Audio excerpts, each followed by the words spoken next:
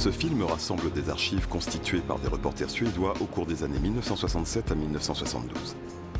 Il ne prétend pas raconter l'histoire globale du mouvement Black Power, mais montre comment il fut perçu par ces journalistes européens.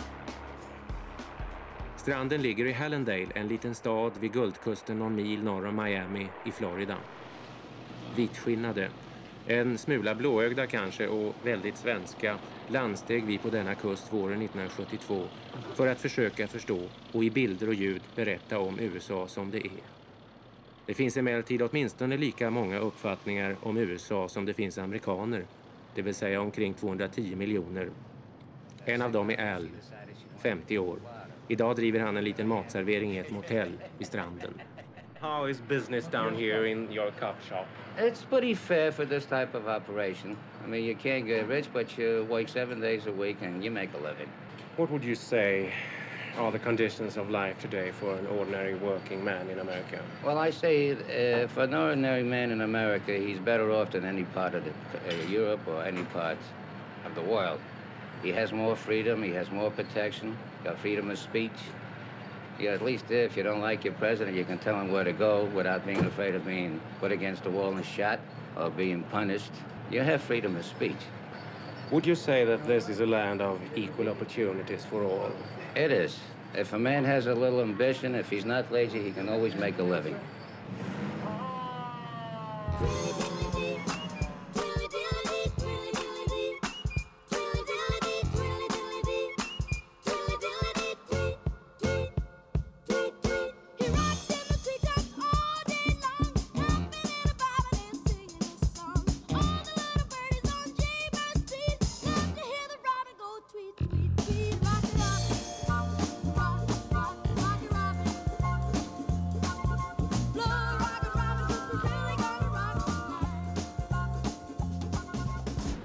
Det är inte långt från motellet till polisstationen mitt i stan. Lika långt ungefär som därifrån till ett annat USA. Ett annat och hetare Hallandale som folket nere på stranden känner mycket lite till. Där finns emellertid över 20% av stans invånare, bland andra John och Roger, 22 år båda och båda lika mycket amerikaner som folket på stranden. What was it like coming back to America after having fighting over in Vietnam? Almost the same way as before I left, and when I say this because when a man goes to fight for his country and then come back over here and have to almost fight for his life, in certain parts of the country, get ridiculed and discriminated, and be less than a man. I don't think it's right, Life hasn't, seemed like it hasn't been has its ups and downs with me. It hasn't been like I was planning for it to be, No. Some way, I got on the wrong track and fell into that gutter, like I've been trying to get out of there for the longest, and I think the environment have a whole lot to do with keeping a man down, Yes. And I've been trying to get out of that gutter for the last 4 years, but it looked like it's something always holding me down.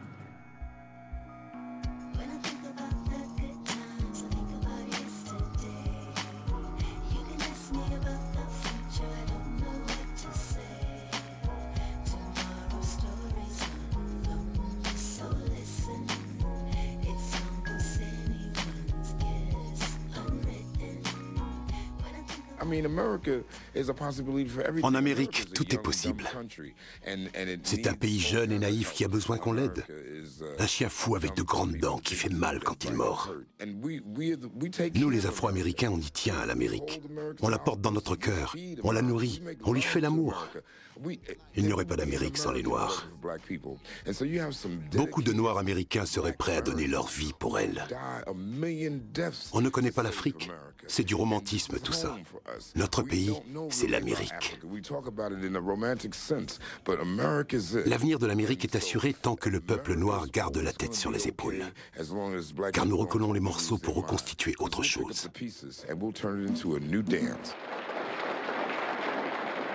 Now, let us begin with the modern period of, I guess we could start with 1956 for our generation. This was the beginning of the rise of Dr. Martin Luther King. Dr. King decided that in Montgomery, Alabama, Black people had to pay the same prices on the buses as did white people, but we had to sit in the back. And we could only sit in the back if every available seat was taken by a white person. If a white person was standing, a black person could not sit. So Dr. King and his associates got together and said, "This is inhuman. We will boycott your bus system." Now understand what a boycott is. A boycott is a passive act. It is the most passive political act that anyone can commit, a boycott. Because what the boycott was doing was simply saying, we will not ride your buses. No sort of antagonism. He was not even verbally violent. He was peaceful. Dr. King's policy was that nonviolence would achieve the gains for black people in the United States. His major assumption was that if you are nonviolent, if you suffer, your opponent will see your suffering and will be moved to change his heart. That's very good. He only made one fallacious assumption. In order for nonviolence to work, your opponent must have a conscience. The United States has none. Has none. Okay. The first thing that crossed my mind with Stokely. Ce qui m'a frappé chez Stokely, c'est sa force, sa passion, son feu intérieur. Il a compris très vite ce qu'il devait faire et pourquoi il le devait. Même si ce qu'il disait n'était pas toujours en accord avec la philosophie de Martin Luther King, il le comprenait avec compassion. De son point de vue, la non-violence, la résistance passive n'était plus d'actualité en 1968. Aujourd'hui, on comprend bien ce qu'avaient en tête King et tous ceux qui étaient influencés par Gandhi. Le boycott pacifique des autobus, par exemple, ça n'aurait jamais pu marcher s'il n'y avait pas eu des gens comme Stokely Carmichael à côté d'eux. Tandis que certains adoptaient la résistance passive, Stokely s'intéressait au pouvoir. Il a été le premier à parler de Black Power, parce que c'était précisément ce qui faisait défaut, le pouvoir. Il avait un discours puissant et a beaucoup influencé les Black Panthers, mais il n'est jamais descendu dans la rue armée.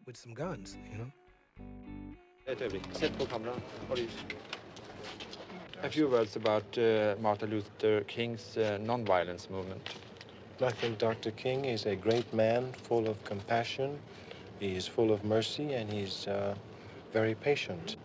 He is a man who could accept the uncivilized behavior of white Americans, their unceasing taunts, and still have in his heart forgiveness.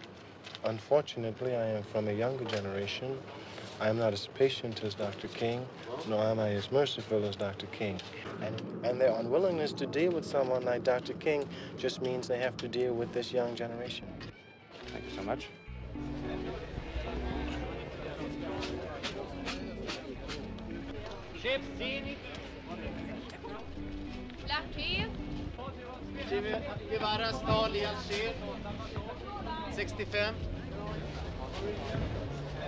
En 1967, plus de 525 000 soldats américains sont stationnés au Vietnam.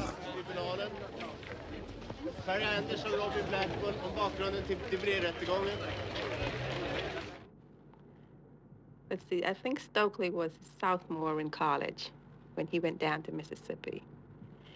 I sat by the phone, by the radio all day, trying to hear what happened. And when I heard they picked up 4 of them, I knew one was Stokely. I think I died 1,000 times. It was the first time he had been to jail. Every time he goes, I die 1,000 times. Oh, really? Yeah. You want me to do the interview for you? Yeah, would you? Would you really? Oh, lovely. Hey, one thing though. You gotta hold this one there, right? Mrs. Carmichael, when you came to the United States with your children, where did you live? We lived at Stebbins Avenue for a while. What kind of neighborhood was it? It was kind of a mixed neighborhood, but a little on the rundown side. What do you mean by the rundown side? Streets were dirty, garbage pails all thrown around and not covered and things like that. How big was the place you lived in? We had a 3-room apartment there. And how many people lived there? When my kids moved to the United States, we were still living there, my husband and I, so that made 5 children, because I had 2 there, the 5 that came with their aunt, my husband and I. How many is that altogether? 5 and 3, 8. How in life in general for your children? I mean, could they do other things most children in the United States could do? I mean, did they have enough money to do those things? No, we didn't. Why didn't they? Because my husband didn't make enough money. Why didn't he make enough money? He was a carpenter and he worked 2 weeks in, 4 weeks off. He drive taxi cab part of the time. But there were other carpenters who lived better than your husband. Of course. Why didn't your husband? Because he was laid off. He was always the first to be laid off. Why was he always the first to be laid off? Because he was Negro. He always said because he was a colored man, because naturally in Trinidad we use the word colored. We never use the word Negro. So he always said because he was a colored man. Thank you.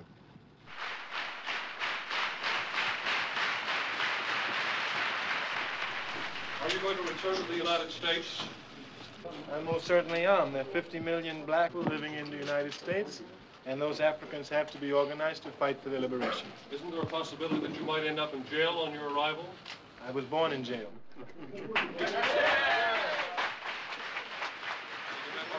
Nowhere to turn, burn, baby, burn. Called President Johnson on the telephone. Humphrey said he wasn't at home. Tried to get hold of Dr. Martin Luther King. Abernathy said he wasn't there. Yeah. Couldn't get no oil from the Rockefeller wells. I couldn't get no diamonds from his mine. Yeah. If I can enjoy the American dream, it won't be water but the fire next time. So I said, burn, baby, burn, burn, baby, burn. This is for the FBI. We went down to the pit. That's a hot line. That's just like man. Nothing is wasted. Everything just takes a different form. What form will you take when you die? The next thing is, Dans cette séquence, quand il met le feu, il dit « ça c'est pour le FBI ». C'est un orateur engagé et passionné, mais en fait, c'était quelqu'un de très calme, très cool. Il n'aurait pas mis le feu. Ce ne sont que des mots. Il y a quelques années, je préparais un nouveau disque et j'ai réécouté des discours de Stokely Carmichael. C'était peu après les attentats du 11 septembre. Un jour, je suis à l'aéroport pour prendre un billet d'avion et là, je me retrouve avec le FBI, la CIA et la sécurité aérienne sur le dos. Des types en costard noir qui m'emmènent dans un bureau pour savoir pourquoi j'écoutais ça. Ils avaient dû me surveiller. Ça les inquiétait vraiment que j'écoute ces discours de Carmichael de 1967. 40 ans plus tard, aujourd'hui, des rappeurs gangsta chantent des textes super violents. Mais ça ne les gêne pas. C'est Carmichael qui les inquiète. C'est dire si sa parole était puissante. Il fait encore peur au FBI. Il n'a plus la même influence sur notre communauté. Mais quand même, on m'arrête encore à l'aéroport parce que j'écoute ses discours. J'ai remarqué que sur les photos, on ne montre Stokely que lors de ses discours. C'est la première fois que je le vois avec des Blancs ou en privé avec sa mère, comme Monsieur Tout-le-Monde.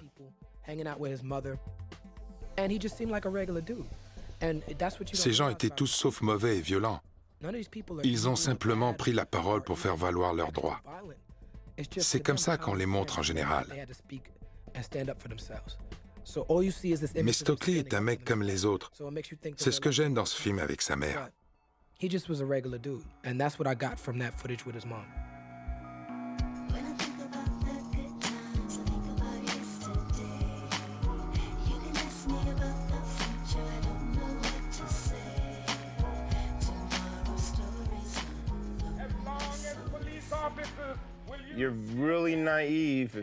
Ce serait vraiment naïf de croire que Martin Luther King s'est trouvé au mauvais endroit au mauvais moment et a été tué par un paumé qui lui a tiré dessus par hasard.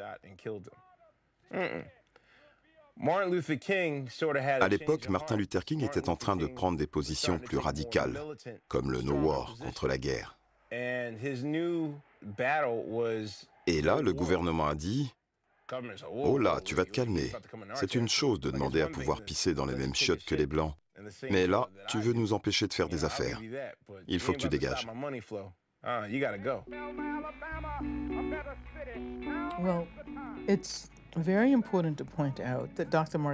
Il faut quand même rappeler que Martin Luther King a été le premier personnage public important à s'opposer à la guerre au Vietnam.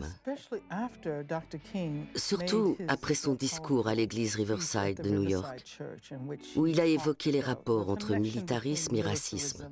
On ne pouvait plus prétendre à plus de justice et d'égalité tant qu'était menée une guerre raciste contre le peuple vietnamien.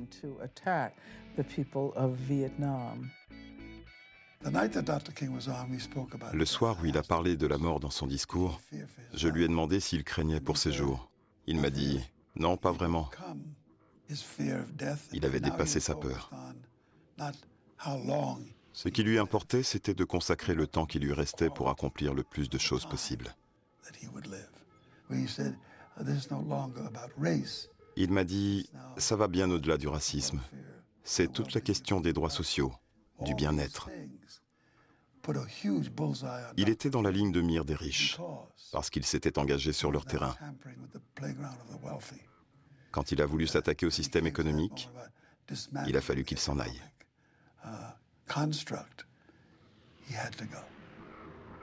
We've got some difficult days ahead, but it really doesn't matter with me now. Like anybody, I would like to live a long life. Longevity has its place, but I'm not concerned about that now. So I'm happy tonight. I'm not worried about anything. I'm not fearing any man.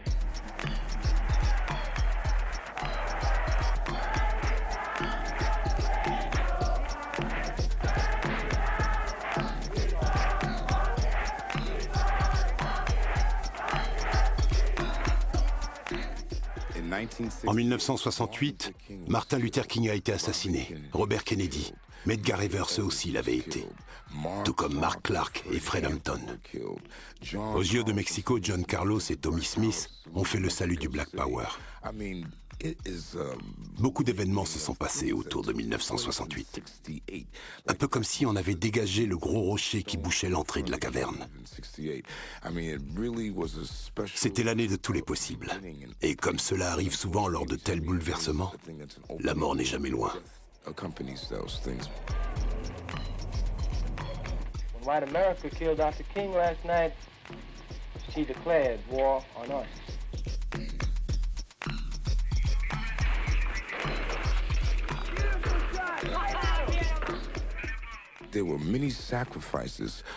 Ces gens-là se sont sacrifiés pour nous. Ils nous ont aidés à grandir, ils nous ont émus, nourris, poussés à bouger. Parce que déjà dans les années 60, ils s'étaient engagés pour que les choses changent. Et moi-même qui étais en marge du mouvement, moi qui avais très envie de participer au mouvement du Black Power mais qui ne savais pas trop comment m'y prendre, je ressentais comme une nécessité. Même s'il a fait beaucoup pour nous, je n'aurais pas pu rejoindre Martin Luther King, je n'adhérais pas à sa philosophie. Et aujourd'hui encore d'ailleurs.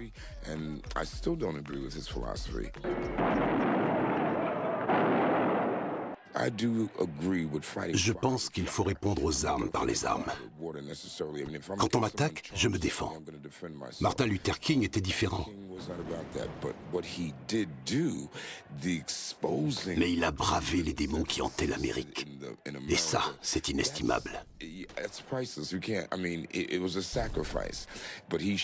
nous a dit, voilà, l'Amérique, c'est ça. On est non-violent, on chante We Shall Overcome, et il nous envoie les chiens. Il nous jette en prison, il nous tabasse.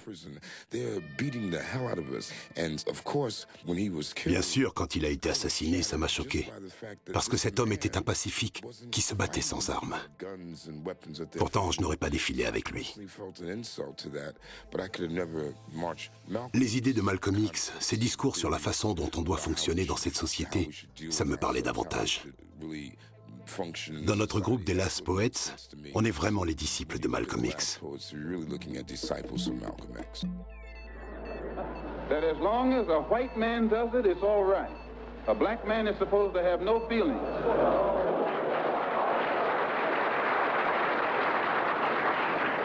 But when a black man strikes back, he's an extremist. He's supposed to sit passively and have no feelings, be nonviolent, and love his enemy. No matter what kind of attack, be it verbal or otherwise, he's supposed to take it. But if he stands up and in any way tries to defend himself, then he's an extremist.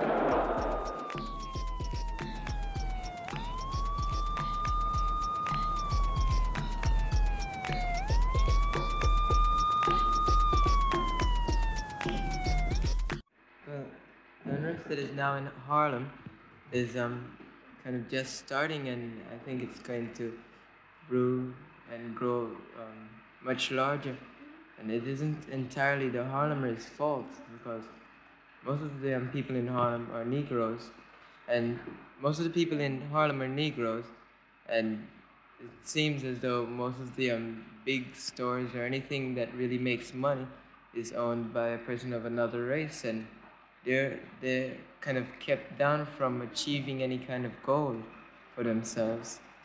And they're three, you could say they're three heroes of this century have been just cut down in the prime of youth, you could say. And which heroes are you thinking of? John Fitzgerald Kennedy, Martin Luther King Jr., and Robert Francis Kennedy. Skottet mot Robert Kennedy har skakat USA. Det här är utanför St. Patrickskatedralen i New York, medan Robert Kennedy ligger på Lider Parade. Många fruktar att man är för sent ute med det sociala reformprogram som kunnat ge fattig- och slumamerikas 30 miljoner människor en människovärdigare tillvaro.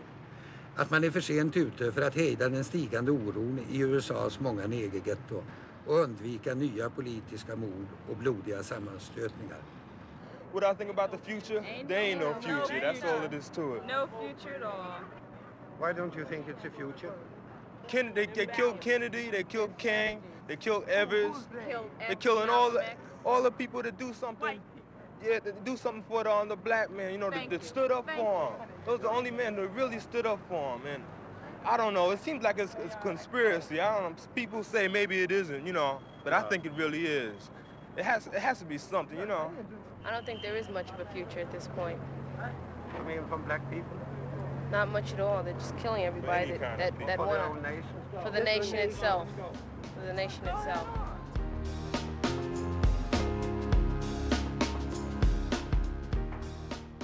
Klockan är 7 på morgonen och en ny dag börjar i de mörka nedslitna rummen på Hopkinson Avenue. Maggie Miley klär sina 10 barn. 2 är snuviga, en hittar inte sina skor, alla är sömniga, alla är hungriga. Det är en dag som alla andra. De stora barnen som går till skolan får ingenting att äta på morgonen. De små får vad som finns i huset. Denna morgon fanns bara lite cornflakes. There's no milk to put in it now. Yeah, come on, baby. Eat some of that then. Eat it. It tastes like cookies. Taste it. Can I sing it? I want a world where kids can play and plenty of food to eat. I want a world where I can speak and know that I'll be free. I want a world just like America, like the USA. 'Cause even though perfect it's not, it's the best thing this world's got. You know, and we learn those types of songs. On apprenait ce genre de chansons. On apprenait à ne pas remettre en question le gouvernement, à être reconnaissant. Mais on ne savait pas que ça se faisait au détriment des autres, dans notre pays et ailleurs dans le monde. On nous apprend à avoir peur de manquer et à vouloir toujours plus. Et ceux qui sont sans éducation, on les laisse dans leur souffrance et leur dépression. Ça finit bien, mais avant, on fait beaucoup d'erreurs. Et la plus grosse de toutes, c'est l'avidité.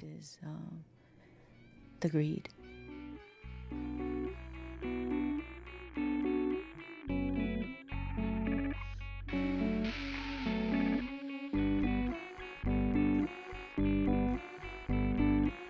En 1968, Richard Nixon devient le 37e président des États-Unis.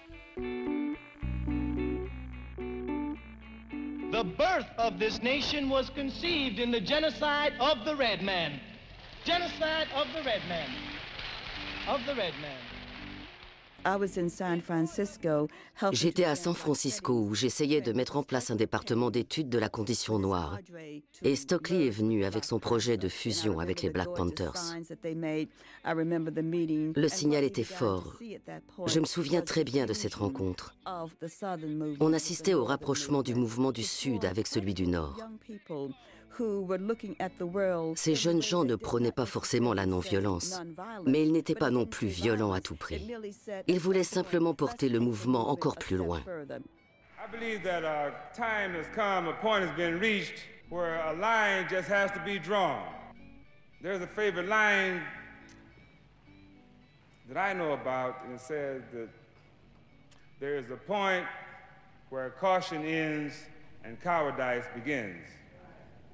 All three of these pigs that we have a choice of, Oink Nixon, Oink Humphrey, and Oink Wallace, they're not for us. They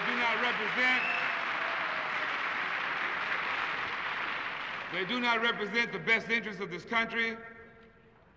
They definitely don't represent the best thinking in this country.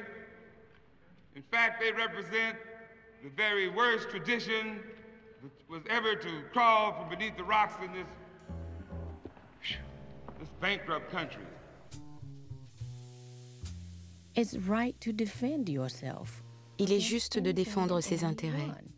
Mais nous ne cautionnons pas la violence, ni les meurtres, ni le fait de nuire aux autres.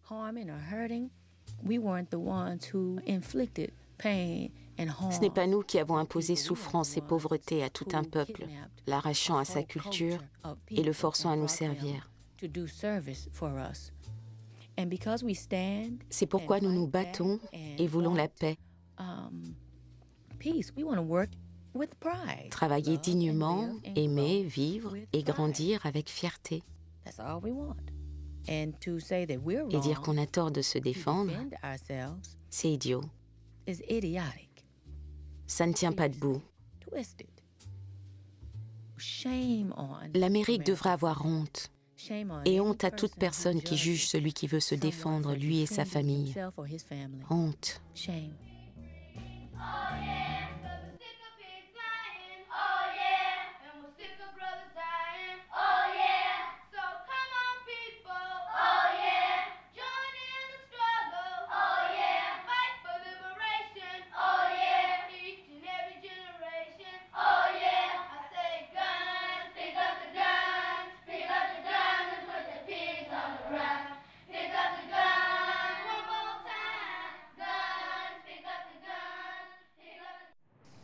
Det här är kontoret i Harlem. Här arbetade de 21 svarta pantrar som nu sitter i fängelse i New York och avvaktar rättegång. Här inne sker dock politisk utbildning idag i alla fall. Regelrätta klasser i revolutionskunskap. Det är nästan bara kvinnor som är lärare. Männen sitter i fängelse. Det är så man arbetar på revolutionen i Amerika. Man läser pantertidningen och diskuterar. No, we're making the revolution by educating the people to the fact that they should arm themselves for self-defense. You see, educate them to what the power structure is doing to them, that they made racism the primary objective that the people have to deal with when we mainly have to deal with capitalism. You see? The more we intensify the struggle, you're going to see more and more where they're going to start killing us because they got too many of us in jail now. And they don't want no more of us in jail, so they got to kill us. See, so it's not fun having all these people in jail. But these are freedom fighters. They're the vanguards. And they're here to liberate the people. And they know they either have to go to jail or die. And if you're not prepared for that, then you don't belong to the Black Panther Party. Black Panther Party started Le parti des Black Panthers s'est formé à Oakland, en Californie. Il était connu pour sa posture rebelle. Et c'est une bonne chose de se révolter contre le mal, contre la violence. D'aborder les injustices dont souffre la communauté noire, les traitements en prison, l'inégalité des ressources, les conditions de santé. Les Black Panthers ont tenté d'aider la communauté noire en leur proposant d'autres modèles que le capitalisme. Des cliniques gratuites où tout le monde pouvait se faire soigner ou nourrir son enfant. C'est de là que date la gratuité du petit déjeuner dans les écoles. Ce n'était pas le seul parti à le faire, mais c'était le seul issu des ghettos.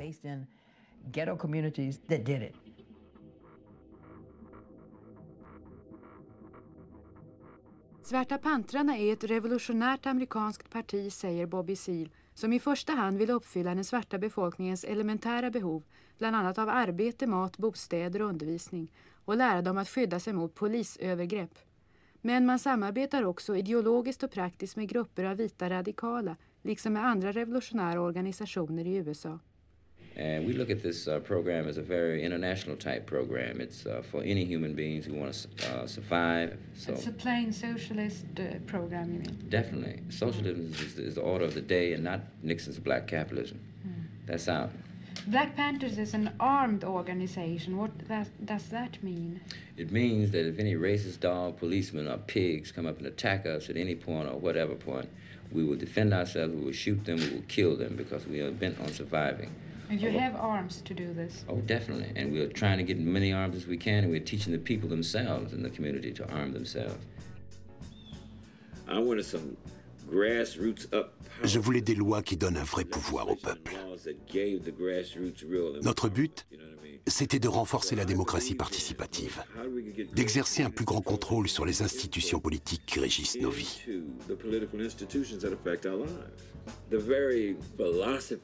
Notre slogan, c'était « Tout le pouvoir à tout le monde ».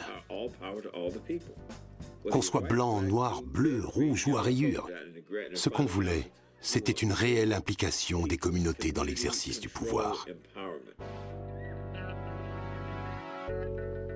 1969, fuyant la pression que le FBI exerce sur lui, Stokely Carmichael s'exile à Conakry, capitale de la Guinée.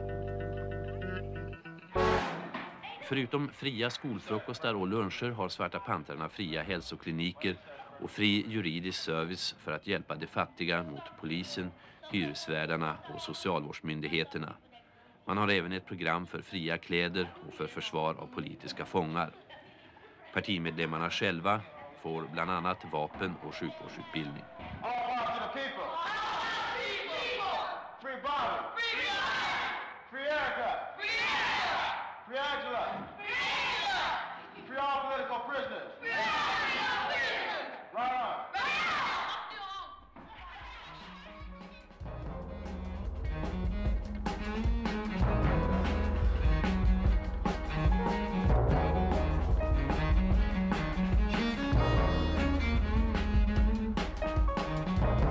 En 1970, le directeur John Edgar Hoover déclare que le Free Breakfast Program, la gratuité du petit déjeuner à l'école, représente la plus grande menace interne pour les États-Unis. Le FBI lance l'opération COINTELPRO afin de neutraliser le mouvement Black Power.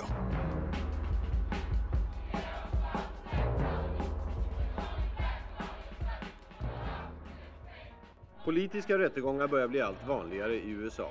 Vi har nu i 19 veckor kunnat följa rättegången mot 7 radikala gruppers ledare i Chicago för att de konspirerat i avsikt att starta upplopp vid det demokratiska partiets konvent där. Det är en rättegång som har handlat mindre om det påstådda brottet än om de anklagades samhällssyn och kritik av det amerikanska samhället. Yes, it's a political trial. We told the judge that when you take militant Black Panthers who have been created by a system of oppression and you bring them into a courtroom, you're creating a political trial. Added to it, of course, is the severe punishment that they've already suffered, waiting almost 1 year for trial in jail conditions that are certainly from the Middle Ages. À cette époque, l'impérialisme américain est à son apogée. C'est la guerre du Vietnam, mais pas seulement. Et entre 1964 et 1972, il y aura au moins 300 rébellions urbaines dans le pays, 60 000 arrestations, des milliards de dollars de dégâts matériels, 250 morts. Et presque tous ces affrontements sont dus à des violences policières. Vu de l'extérieur, ça ressemble à une guerre civile, une guerre raciale.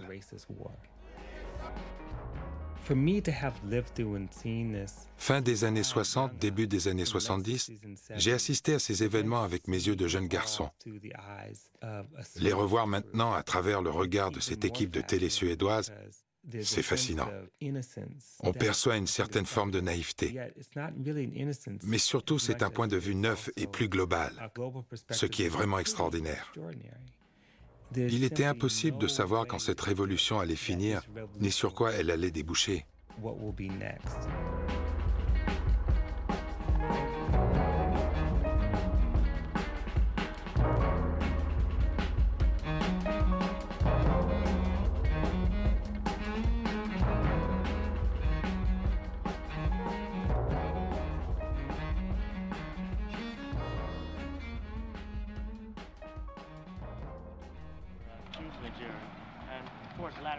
Det här är Hugh Newton, Svarta Pantrarnas grundare och ledare, på väg ut från rättegång i Oakland, Kalifornien.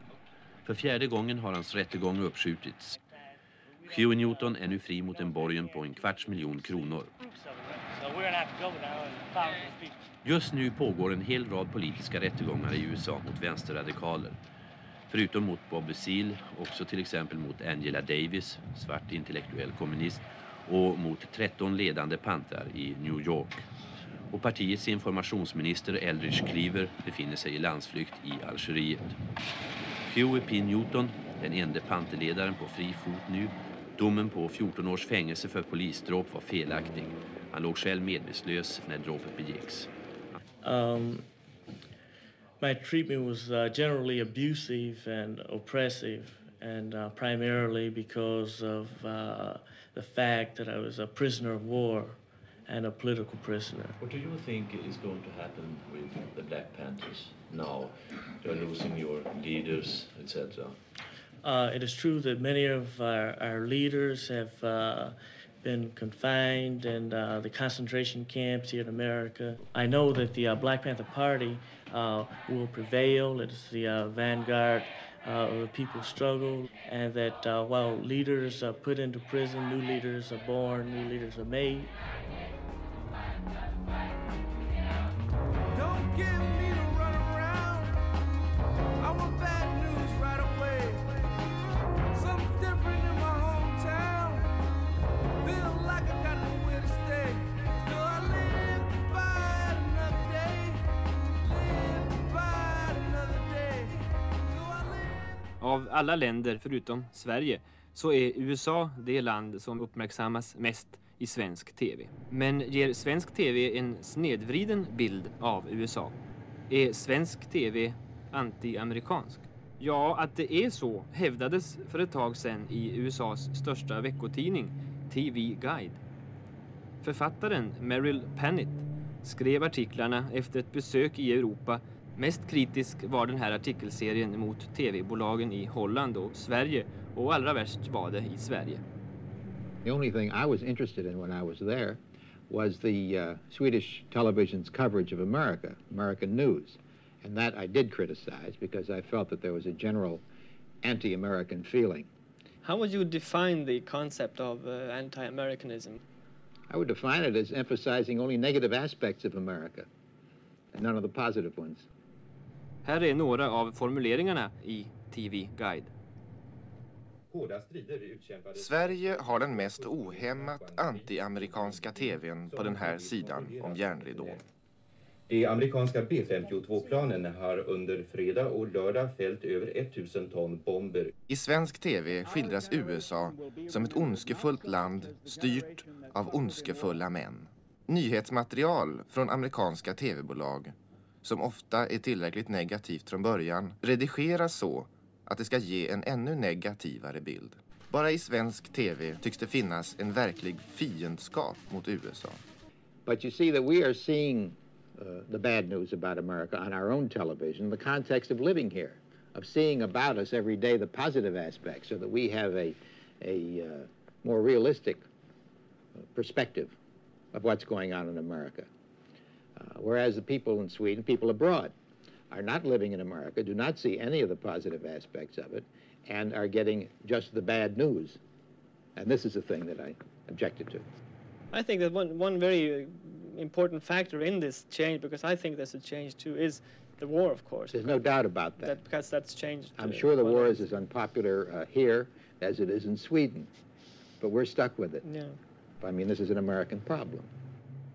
Well, TV Guide is an absolute nothing magazine.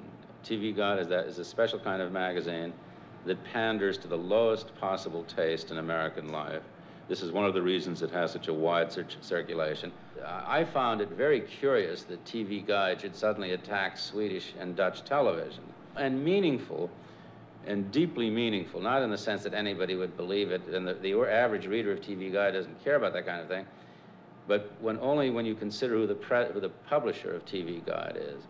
And the publisher of TV Guide is Walter Annenberg, who is the United States ambassador to London, and who is one of Mr. Nixon's closest advisors, as well as one of his closest financial supporters. The true picture of what goes on here can even be seen in American television if you look at it long enough. The emptiness, the spiritual bleakness, the loss of meaning, the loss of purpose. The TV Guide article on Swedish television is simply a reflection of Mr. Nixon's paranoia.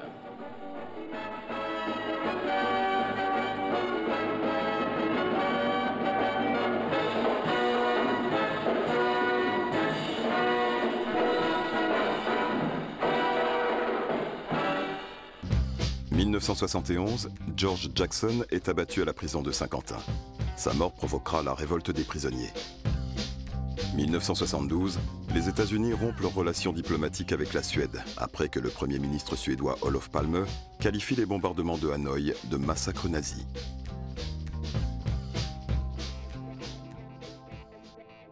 Angela Davis. Hennes namn och hennes bild är bekant från hundratusentals demonstrationer över hela världen. Hon är en symbol för svart kamp och för radikala idéer och för motstånd mot förtryck från myndigheterna. Inte bara i Amerika, utan över hela världen. Det har demonstrerats till hennes förmån i Afrika. Det har demonstrerats i Latinamerika, över hela Europa. Från Ryssland har kommit protester. Det var här det började. Det här är Marine Countys domstol. Den 7 augusti 1970 stod här James McLean åtalad för ett knivslagsmål inne i San Quentin-fängelset. Han var en fånge på det fängelset. Och som vittnen uppträdde 2 andra svarta fångar. Det har egentligen ingenting med Angela Davis att göra. Man vet inte ens om de kände varandra. Mer än att i rättegångssalen som åhörare satt också Jonathan Jackson. 17 år gammal, yngre broder till soldatbrodern George Jackson, med vilken Angela Davis hade så nära som kontakt. Jonathan Jackson reste sig upp i domstolslokalen och skrek alla står stilla, tog upp ett vapen, lämnade över flera vapen till de 2 svarta vittnena och till den åtalade, och så tog de en gisslan. Man kom inte längre än hit ut på parkeringsplatsen. Här blev det skottlossning med polisen, varvid både domaren, de 2 svarta vittnena och Jonathan Jackson, 17 år, dödades. Polisen sa efteråt att Angela Davis ägde och hade köpt de vapen som Jonathan Jackson använde. Själv försvann Angela Davis och man hittade henne först långt senare på ett hotell i New York. Det är åtalet mot henne. Eftersom hon ägde vapnen så är hon medskyldig till det mord som ägde rum här.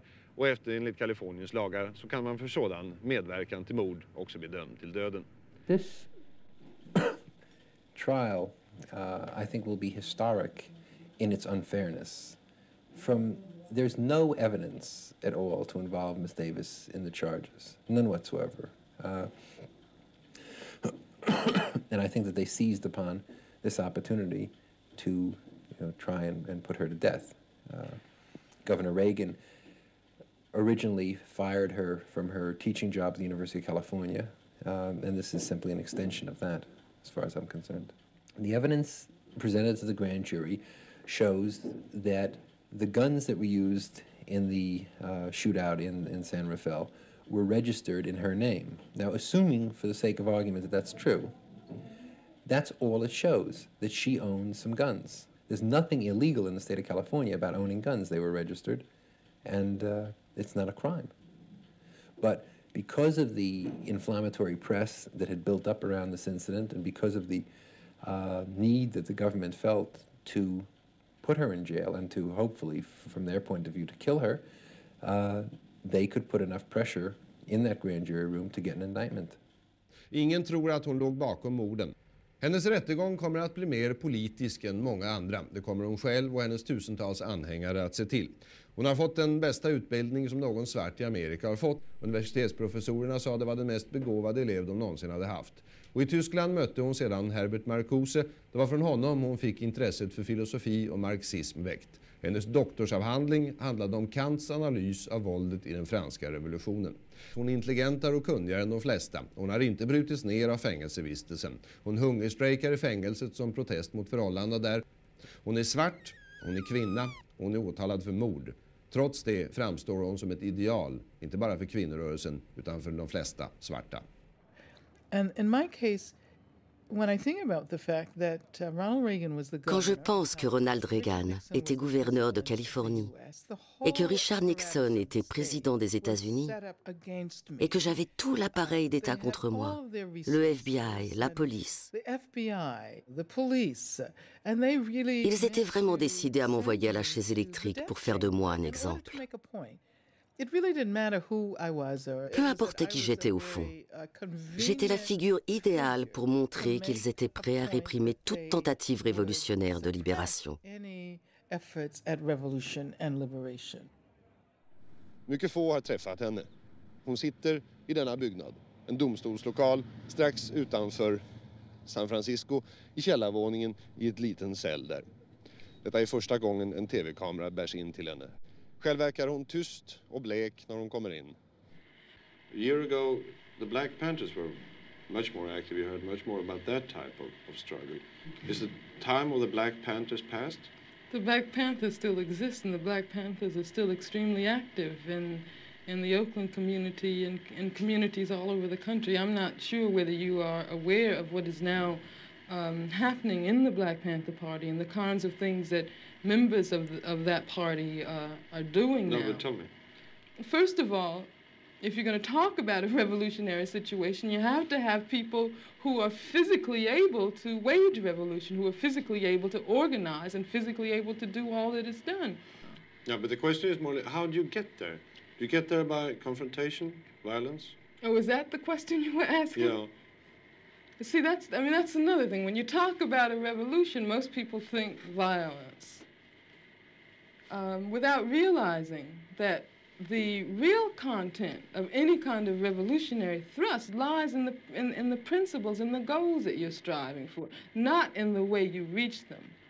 On the other hand, because of the way this society is organized, because of the violence that exists on the surface everywhere, you have to expect that there are going to be such explosions. You have to expect things like that as reactions. If you are a black person and live in the black community all your life and walk out on the street every day seeing white policemen surrounding you, when I was living in Los Angeles, for instance, long before the situation in LA ever occurred, I was constantly stopped. No, the police didn't know who I was, but I was a black woman and I had a natural, and they, I suppose, thought that I might be a, quote, militant. And when you live under a situation like that constantly, and then you ask me, you know, whether I approve of violence. I mean, that just doesn't make any sense at all. Whether I approve of guns. I grew up in Birmingham, Alabama. Some very, very good friends of mine were killed by bombs that were planted by racists. I remember from the time I was very small, I remember the sounds of bombs exploding across the street, our house shaking. I remember my father having to have guns at his disposal at all times because of the fact that at any moment we might expect to be attacked. The man who was at that time in complete control of the city government, his name was Bull Connor, would often get on the radio and make statements like, niggers have moved into a white neighborhood, we better expect some bloodshed tonight. And sure enough, there would be bloodshed. After the 4 young girls who lived, one of them lived next door to me. I was very good friends with the sister of another one. My sister was very good friends with all 3 of them. My mother taught one of them in her class. My mother, in fact, when the bombing occurred, one of the mothers of one of the young girls called my mother and said, can you take me down to the church to pick up Carol? We heard about the bombing and I don't have my car. And they went down, and what did they find? They found limbs and heads strewn all over the place. And then after that, in my neighborhood, all of the men organized themselves into an armed patrol. They had to take their guns and patrol our community every night because they did not want that to happen again. I mean, that's why when someone asks me about violence, I just find it incredible. What it means is that the person who's asking that question has absolutely no idea what black people have gone through, what black people have experienced in this country since the time the first black person was kidnapped from the shores of Africa.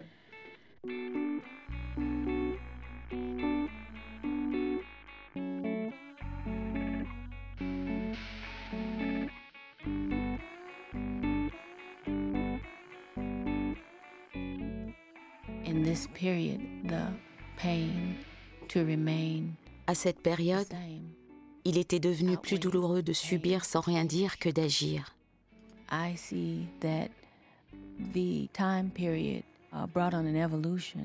C'est alors que les choses ont évolué et ça a été comme une traînée de poudre.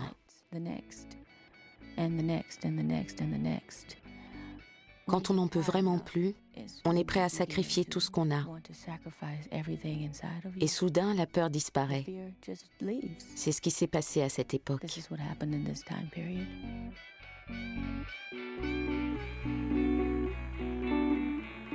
23 février 1972, à l'issue de son procès, Angela Davis est acquittée pour vice de forme. Elle est libérée après 16 mois de détention.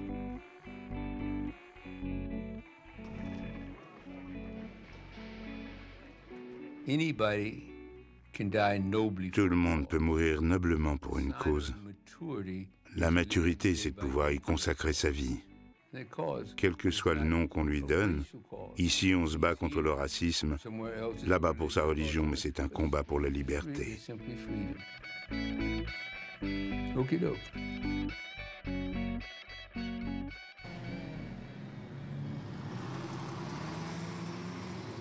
Och vi börjar närma oss en stadsdel, nämligen Harlem. Det här är onekligen den färgade mannens slumkvarter. I Harlem försiggår det så oerhört mycket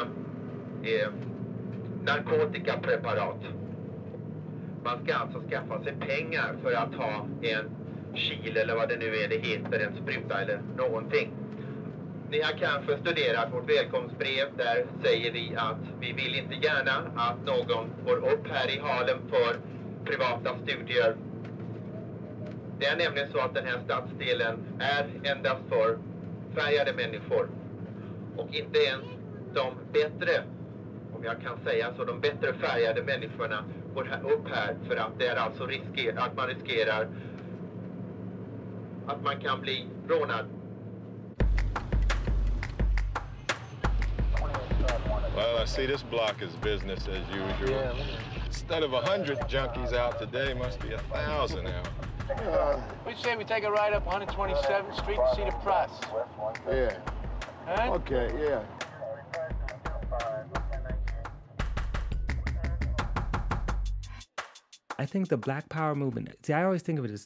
À mon avis, le mouvement Black Power a laissé 3 héritages. Le plus évident, c'est cette idée de créer des institutions noires, de soutenir des entreprises noires, mais sans forcément bouleverser la société en profondeur. Aujourd'hui, on retrouve cela dans le slogan « La couleur du Black Power, c'est le vert ». Il s'agit de gagner de l'argent et de soutenir les entreprises noires, ce qui n'est pas une idéologie révolutionnaire. Le second héritage est une sorte de nationalisme culturel qui est pour ainsi dire fluctuant. Par exemple, quand Spike Lee a sorti Malcolm X, on était à un pic de cette tendance. Et le troisième élément, c'est cette tradition de radicalisme noir, une tradition de combat, de militantisme qui s'exprime aujourd'hui dans certaines formes de hip-hop.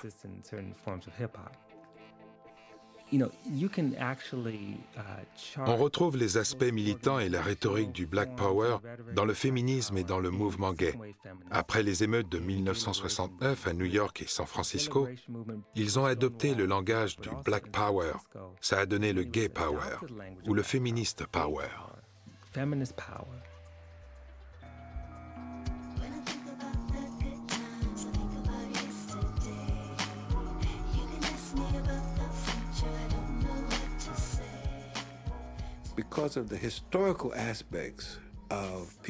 Le parcours historique des Américains d'origine africaine est quelque chose d'incroyable. Depuis l'époque de l'esclavage, du Ku Klux Klan et toute cette folie, les Noirs américains ont réussi à survivre à tout ça. Ils se sont exprimés à travers la musique, les arts. Ils sont même parvenus à faire plier les gouvernements, à faire changer les lois en leur faveur, et ceci de façon non violente, pour continuer à faire partie d'un des plus fabuleux pays de ce monde, les États-Unis.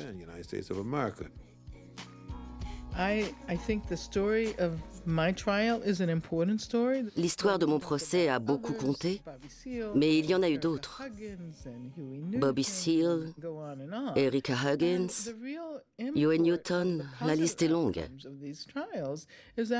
Ces procès ont démontré que les gens ont le pouvoir collectivement de provoquer de vraies lames de fond, capables de changer des vies et toute une société. Il faut savoir qu'au XXIe siècle, même avec un président noir, il est important de ne pas relâcher la pression, de provoquer des débats et imaginer des solutions pour un avenir sans guerre, sans racisme, sans prison.